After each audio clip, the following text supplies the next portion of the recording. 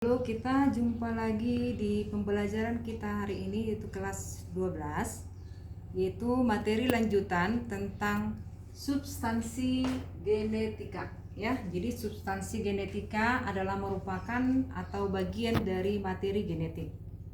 Nah, apa itu materi genetik? Yang dibahas di pembelajaran kita yaitu tentang ada kromosom, ada gen, alel, DNA, dan RNA. Inilah merupakan materi atau substansi genetika. Nah, seperti kita udah pelajari terdahulu, bahwasanya di dalam sel, yaitu di dalam inti sel atau nukleus, terdapat ada materi genetik atau substansi genetik yang bentuknya seperti pita. Nah, inilah yang dikatakan kromosom, yang merupakan benang-benang tipis yang berpilin di dalam suatu nukleus. Tetapi ada juga sel yang tidak memiliki nukleus, berarti tidak memiliki adanya materi genetik. Nah, untuk itu kita bahas yang pertama, yaitu tentang kromosom ya. Yang pertama tentang kromosom. Nah, di mana kromosom itu terdapat tadi di dalam inti sel. Nah, bagaimana bagian-bagian atau dikatakan struktur penyusun dari kromosom. Nah, sekarang kita lihat, perhatikan kemari. Bagian-bagian kromosom itu ada gambarnya seperti ini. Jadi bentuknya seperti pita. Di sini terdapat ada dua lengan, ya, ada lengan di ini dengan lengan di bagian di sini, ya.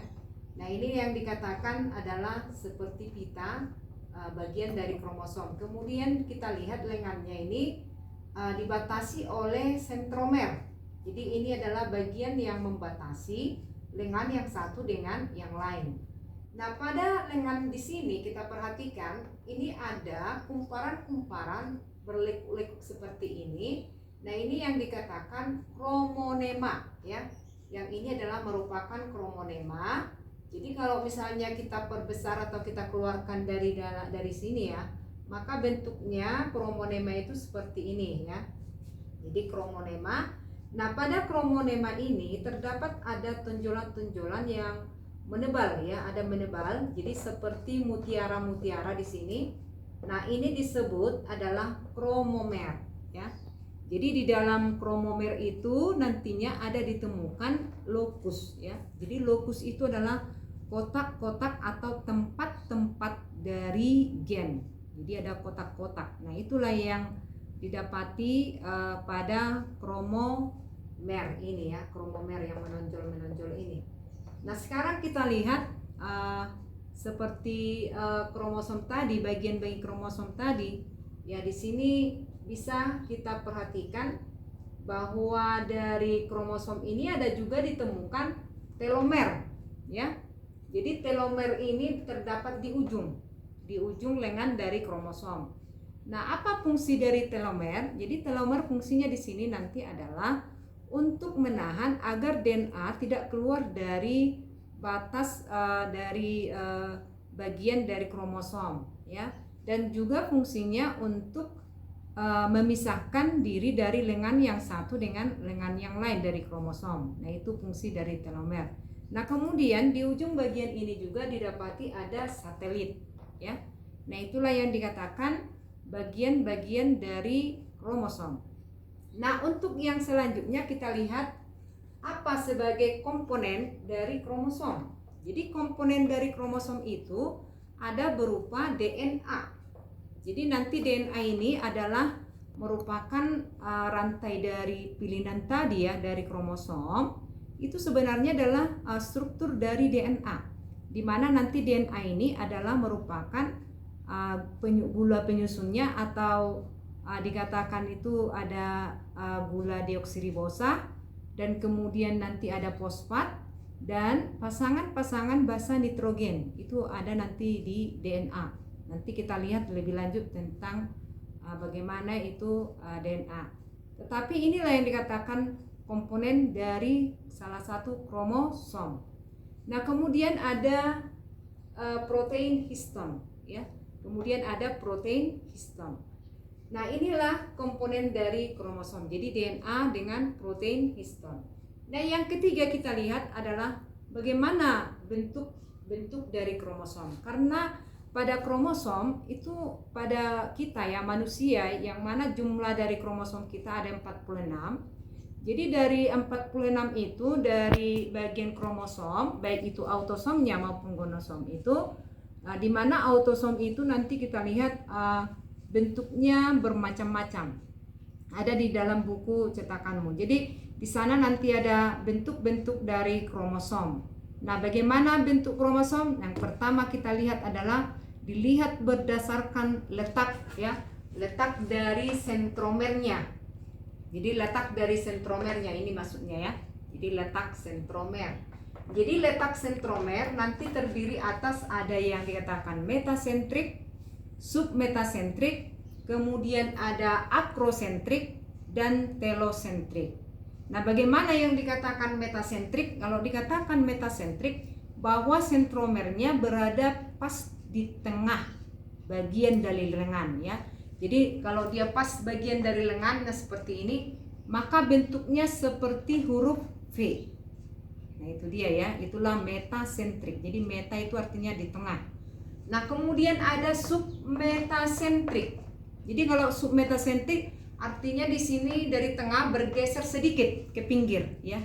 Bergeser sedikit ke pinggir sentromernya dari tengah tadi ya. Maka dia menunjukkan seperti huruf L. Ya, bentuknya seperti ini. Jadi seperti huruf L.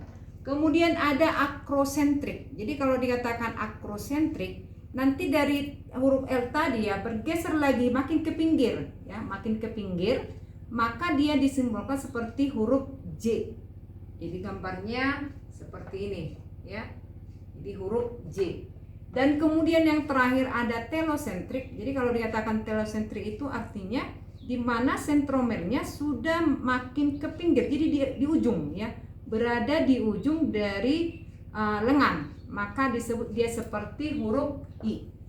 Nah, itulah yang dikatakan bentuk kromosom berdasarkan letak dari sentromernya.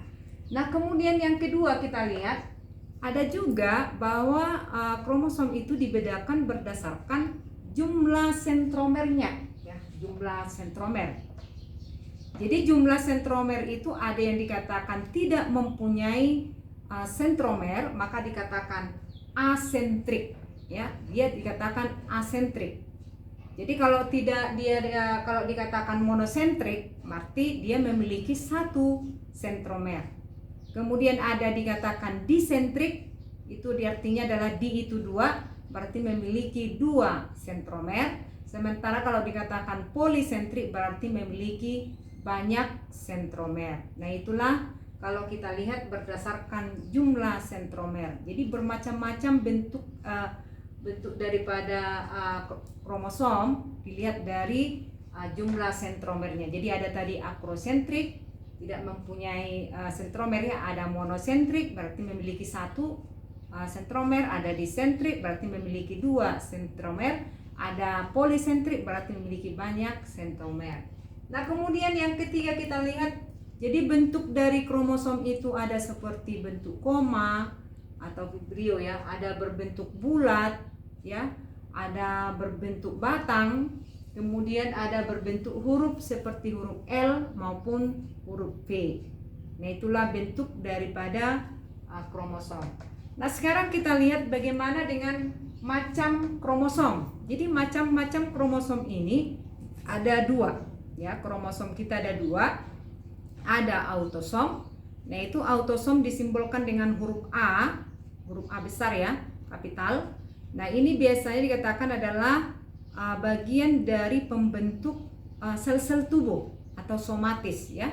Misalnya bagian tubuh kita, misalnya organ hidung, telinga, kemudian tangan, kaki, badan dan lain sebagainya. Nah, itu adalah ditentukan oleh kromosom autosom. Makanya disebutkan bahwa macam kromosom itu ada autosom. Jadi pembentuk sel-sel tubuh yang biasanya disimbolkan dengan huruf A besar atau kapital.